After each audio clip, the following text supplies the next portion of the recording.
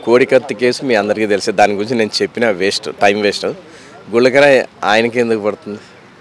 అసలు గుళకర ఇది ఎవ్వరు నమ్మట్లేదు, అందరూ నవ్వుకుంటున్నారు తెలుసా. ఆయన ఇంక ఈ డ్రామాలు వదిలేసి ఏదన్నా రాష్ట్రాన్ని డెవలప్ చేసి రోడ్స్ కొద్దిగా అభివృద్ధి, కచ్చ రాజకీయాలు వదిలేసి నీతి న్యాయం ధర్మం పాటిస్తే మేలు. అంతకుమించి వేస్ట్ దాని గురించి మాట్లాడము. రాజకీయాలే చాలా కంపు కొడుతున్నాయి. ఎన్ని సీట్స్ రావు సార్ ఈసారి వైసీపీకి? బిలో 50 అంటున్నారు, బిలో 50 అంటున్నారు. అంతమించి ఏం లేదు. జనాలందరూ కాసుకున్నారు. అసలు నేను పబ్లిక్ పల్స్లో చూస్తున్నాను కదా, తిట్టని వాడు లేడు. ఇంత వరస్ట్ పాలన ఎక్కడ లేదని చెప్తున్నారు. ఏముందండి? ఏమన్నా ఉందా? మీరు చెప్పండి, ఏమన్నా ఉందా? ఏమీ లేదు. అప్పులు తేవడము, పనిచేయడం, బటన్ నొక్కడం, ఎవరికి పడుతున్నాయో తెలియదు, ఎవరికి వస్తున్నాయో తెలియదు. అంతమించి ఏం లేదు. ఆయన పేద ప్రజల్ని టార్గెట్ చేసి ప్లాన్ చేస్తున్నాడు, సోమరిపోతులను చేసి పని చేసుకోకుండా. అంతమించి ఏముంది చెప్పండి? ఏమన్నా అభివృద్ధి ఉందా? ఏమీ లేదు, జీరో. నేను అవి చేసిన, ఎవరి కోసం చేసినావు? నువ్వు అప్పులు తెచ్చినావు, చేసినావు నీ సొంత కంపెనీల్లో నుంచి చేసినావా? జగన్మోహన్ రెడ్డి 2019లో అఫిడవిట్ ఎంత పెట్టాడు? 350 CR ఎంతో పెట్టాడు. ఇప్పుడు ఎంత అయింది? 775. నీ ఆస్తులు పెరుగుతున్నాయి. ఇసుక దోపిడీ ఏంది?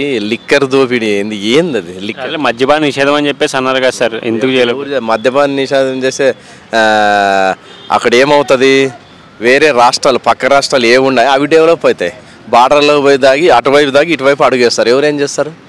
మద్యపాన నిషేధం వద్దు. అసలు మద్యపానాన్ని ఒక బిజినెస్ లెవెల్లో చేయొచ్చు అని చూపించిన ఏకైక రాష్ట్ర ముఖ్యమంత్రి ఆంధ్రప్రదేశ్.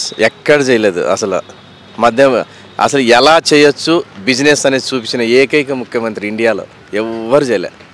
అంటే బిజినెస్ నేను ఒకటి చెప్తున్నా, నాయకుడు ప్రజల్లో నుంచి వచ్చి రావాలి, గుర్తుపెట్టుకోండి. బిజినెస్ మ్యాన్ నాయకుడు అయితే వెరీ డేంజర్ రాష్ట్రానికి. జనాలకి చెయ్యాలి. ఒక మనిషి తినడానికి ఉండడానికి 2 కూతుర్లు ఉంటారు, ఒక కూతురు ఉంటారు. తినడానికి ఎంత ఉంటుందండి? 100 కోట్లు చాలదా లైఫ్? లగ్జరీ లైఫ్ లీడ్ చేయడానికి. ఎందుకు అంతంత? అంటే పైన పోయిన తర్వాత BMW బెంజులు తోలుతారా ఏంది? ఏముండదు. 6 అడుగుల మట్టి గోతుంటుంది తప్ప అంతమించి ఏముండదు, ఛాన్సే లేదు. అది కూటమికి ఎన్ని సీట్లు రావచ్చు? కూటమికి 120 అబవ్ అంటున్నారు, 120 అంటున్నారు. మోస్ట్లీ చూడండి, May 5th or 6th తెలిసిపోతుంది. 6th మనకి ఇన్ఫర్మేషన్ వస్తుంది, తెలిసిపోతుంది. అదేం ప్రాబ్లం లేదు. అది ఏపీలో మార్పు రావాలని కోరుకుంటున్నాను. ఖచ్చితంగా మార్పు రావాలి, సంక్షేమ ఫలాలు అందాలి. కానీ దానికి అర్హత ఉండేవాళ్ళకి అందాలి. కాళ్ళు చేతులు బాగుండేవానికి అందుతున్నాయి, కుంటోనికి అందుతున్నాయి, గుడ్డివాడికి అందుతున్నాయి, వికలాంగుడికి అందుతున్నాయి. అంటే ఎవరికి అందాలో వాళ్ళకి అందితే రాష్ట్రం సేఫ్. లేకపోతే మరో వెనిజులాగా మారేది తప్పదు. ఆంధ్రప్రదేశ్ మరో వెనిజులా అవుతుంది, 100% అవుతుంది. దాంట్లో అనుమానం కూడా లేదు. ఇప్పటికే అయిపోయింది. ఒక తలకి 5 లక్షలు ఉంటుందా? ఒక తలకి 5 లక్షలు 10 లక్షలు ఉంది అప్పు ఇప్పుడే, నాకు తెలిసి మోస్ట్లీ. అదే అలా ఉంది పరిస్థితి. ఏం చేస్తారు? రాజకీయాలు ఏం చేయలేము. Okay sir, thank you. Right, thank you. మీ పేరు? పెద్దబాబు కందుల. సార్, ఏపీలో మనకి ఎలక్షన్స్ అయితే స్టార్ట్ అయిపోయినాయి. ఎవరికి వాళ్ళు తగ్గట్లే ప్రచారాలను అయితే. ఒక పక్కన ఎన్డీఏ కూటమిగా వస్తున్నారు, ఒక పక్కన జగన్మోహన్ రెడ్డి సింగిల్గా వస్తున్నారు. ఈ 5 years పరిపాలనలో ఆయన చేసిన అభివృద్ధి సంక్షేమ పథకాల గురించి మీరు ఏం చెప్తారు? ఆయన అభివృద్ధి ఏం చేయలేదు, సంక్షేమ పథకాలు ఇచ్చాడు, దానివల్ల ఉపయోగం లేదు.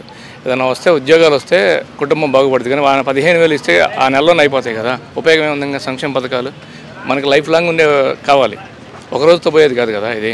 అన్ని రోడ్లు లేవు, మైన్స్ లేవు, వైన్స్ మొత్తం ఎత్తేసాడు. అన్ని గవర్నమెంట్ కింద వైన్స్ తీసుకున్నాడు, అది పోయింది.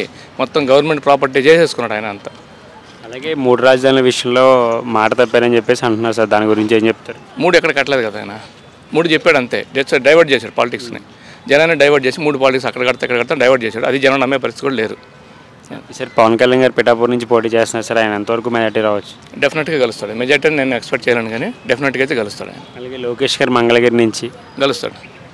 ఎన్ని సీట్లు వస్తాయి సార్ ఈసారి వైసీపీకి?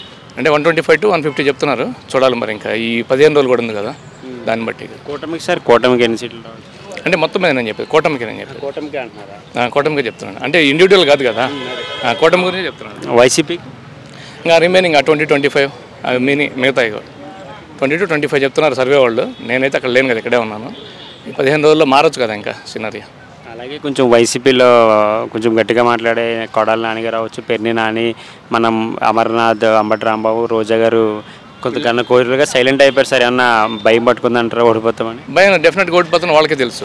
కొడాలి అనేది 50-50 ఛాన్సెస్, ఎందుకంటే అక్కడ కమ్మ ఓటింగ్ షేర్ ఎక్కువగా ఉంది కాబట్టి అతను 50-50 ఛాన్సెస్. లాస్ట్ మినిట్ వరకు ఏం జరిగిందో తెలియదు. వల్లభనేని వంశీ అయితే ఫస్ట్ రౌండ్లోనే వెళ్ళిపోతారు. రోజా అసలు డిస్కషన్ అనవసరం. అంబటి రాంబాబు గుంటూరు జిల్లాలో ఫస్ట్ గెలిచి సీట్ అదే.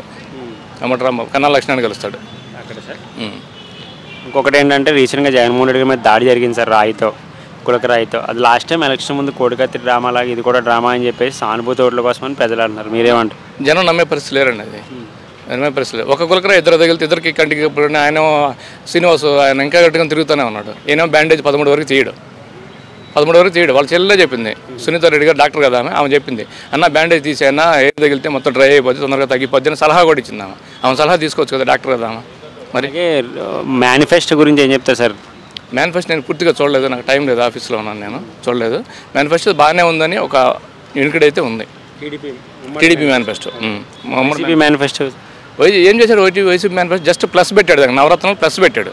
ఆ నవరత్నాలు సగం జారిపోయినాయి. ఇంకా ప్లస్ మైనస్లు ఏముంటాడు? ఏముండవు.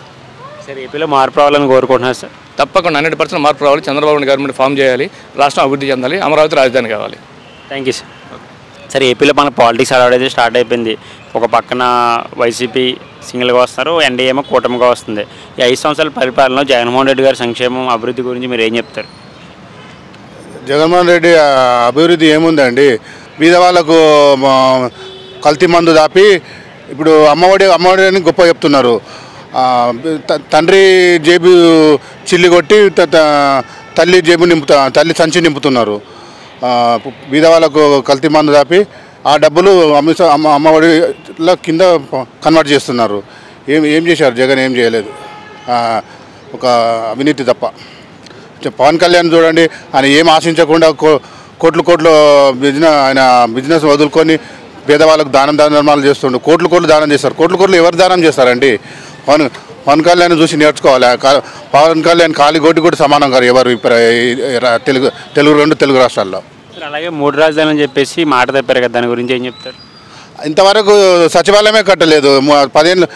5 ఏళ్ళు పరిపాలన చేసి ఇంతవరకు సచివాలయం నవ్వుతారు ఎవరైనా? అందరు నవ్వుతున్నారు. ఇక్కడ రాజధాని డిక్లేర్ చేయాలి ఇంతవరకు. అలాగే పవన్ కళ్యాణ్ గారు పిఠాపూర్ నుంచి పోటీ చేస్తున్నారు సార్, ఆయన ఎంతవరకు మెజార్టీ రావచ్చు సార్? తప్పకుండా గెలుస్తారు. దేవుడు ఆశీర్వదిస్తాడు ఈసారి. అప్పుడంటే 100 కోట్లు ఖర్చు పెట్టి ఓడగొట్టారు, కానీ ఈసారి జనాలు పిచ్చోలేం కారు, తప్పకుండా గెలుస్తారు. అలాగే లోకేష్ గారు గత ఎన్నికలతో పోల్చుకుంటే ఇప్పుడు చాలా మాట అదంతా మార్చుకున్నారు సార్, బాగా మాట్లాడుతున్నారు కూడా, ప్రత్యర్థులతో మీద బాగా బాణాలు సంధిస్తున్నారు. సో ఆయన విజయం ఎలా ఉంటుంది సార్ మంగళగిరి నుంచి?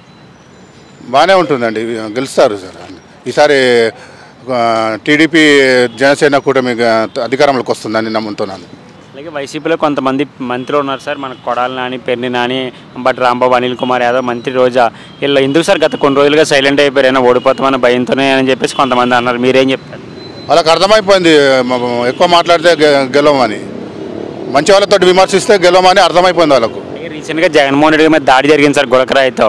అది లాస్ట్ టైం కోడికత్తి డ్రామాలాగా ఇప్పుడు కూడా ఎలక్షన్ ముందు సానుభూతి ఓట్ల కోసమని ప్రజలు అన్నారు. మీరు అంతే అదే కరెక్ట్ మీరు చెప్పింది కరెక్ట్. మీ ఒపీనియన్ చెప్పండి. మా ఒపీనియన్ కూడా సేమ్, ఇది ఒక డ్రామా. సరే, ఈసారి అయితే ఏపీలో మార్పు రావాలని కోరుకుంటున్నారు మీరు? ఎస్, మార్పు రావాలని కోరుకుంటున్నాం. Thank you sir.